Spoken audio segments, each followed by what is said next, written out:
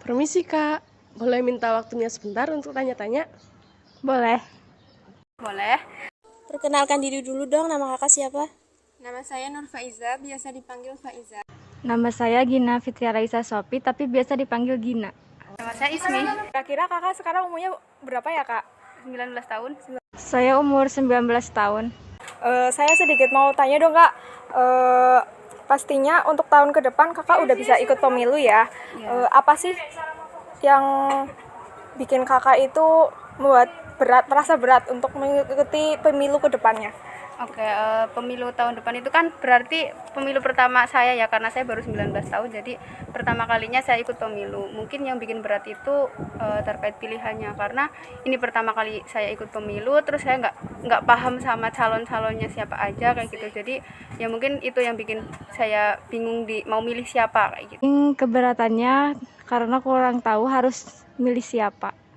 Mungkin merasa berat karena ada tekanan dari lingkungan keluarga gara-gara partai pemilu sih kak. Dari kakak sendiri nantinya akan memilih sesuai dengan kakak yang dipilih atau dari lingkungan yang sudah sepakat memilih pilihan yang sama? Oke, setiap manusia kan punya hak pilihnya masing-masing ya kak. Jadinya ya terserah orang lain, terserah mau milih siapa, terus sesuai dengan hak pilihnya masing-masing. Dan saya ya pastinya akan menggunakan hak pilih saya, dan saya akan memilih sesuai dengan apa yang saya cocok kayak gitu. Jadi saya nggak mau disetir sama orang lain, saya nggak mau diperintah sama orang lain harus pilih ini, harus pilih itu. Saya akan menggunakan hak pilih saya sendiri. Sudah pasti ya, karena itu hak saya memilih, jadi saya akan memilih sesuai yang saya mau. Kalau saya kurang tahu nantinya, tapi karena saya akan dewasa, kemungkinan pilihan ada di tangan saya sendiri. Karena ini merupakan hak pilih, menurut pandangan kakak, apakah ada kaitannya antara hak pilih sama hak asasi manusia? Hak pilih itu kan merupakan hak yang ada di setiap manusia untuk memilih sesuatu. Sedangkan hak asasi manusia, hak yang ada di setiap manusia sejak mereka lahir. Hak pilih itu kalau menurut saya seperti yang tadi sudah saya sampaikan ya, bahwa setiap manusia itu punya hak untuk memilih sesuatu. Nah, kaitannya sama hak asasi manusia. Kalau hak asasi manusia itu kebutuhan yang harus dipenuhi setiap manusia dan sudah melekat sejak lahir kayak gitu. Setiap manusia itu punya hak asasi yang sudah dibawa sejak lahir kayak gitu. Bisa jadi dari sejak dia masih di dalam kandungan, manusia masih di dalam kandungan itu sudah punya hak asasi manusia seperti itu. Sudah jelas ya, hak pilih itu merupakan hak yang dimiliki setiap orang untuk memilih, sedangkan hak asasi manusia itu merupakan hak yang melekat pada setiap individu atau orang, bukan hukum.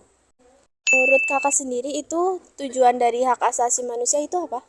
Kalau menurut saya sendiri, hak asasi manusia itu seperti alat.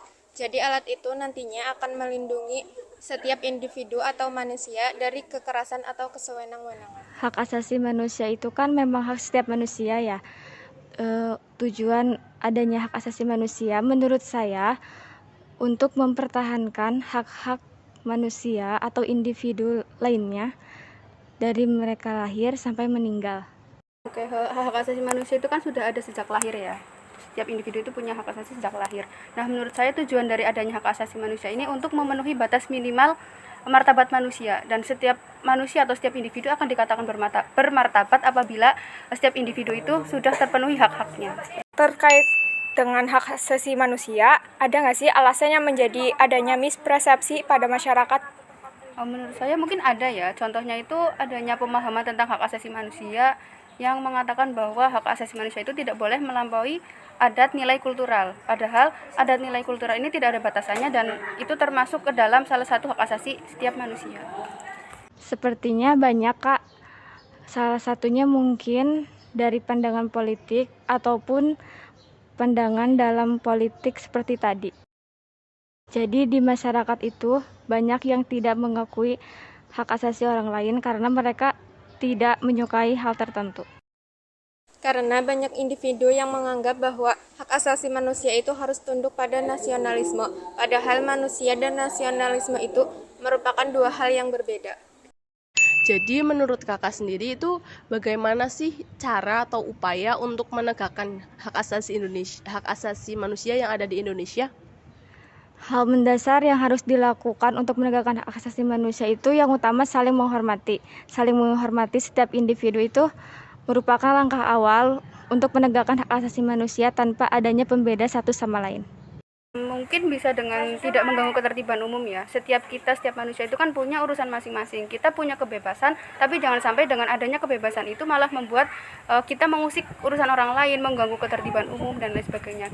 Meskipun kita punya kebebasan, kita harus tetap saling menghormati dan menghargai urusan setiap orang kayak gitu.